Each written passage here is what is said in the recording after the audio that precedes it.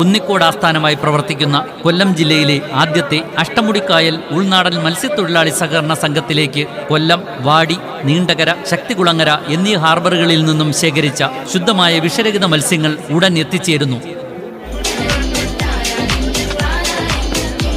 കുന്നിക്കോട് ആസ്ഥാനമായി പ്രവർത്തിക്കുന്ന കൊല്ലം ജില്ലയിലെ ആദ്യത്തെ അഷ്ടമുടിക്കായൽ ഉൾനാടൻ മത്സ്യത്തൊഴിലാളി സഹകരണ സംഘത്തിൽ കൊല്ലം, വാടി, നീണ്ടകര, ശക്തികുളങ്ങര എന്നീ ഹാർബറുകളിൽ നിന്നും ശേഖരിച്ച ശുദ്ധമായ വിഷരഹിത മത്സ്യങ്ങൾ എത്തിച്ചേർന്ന് വ്യാപാരം ആരംഭിച്ചിരിക്കുന്നു.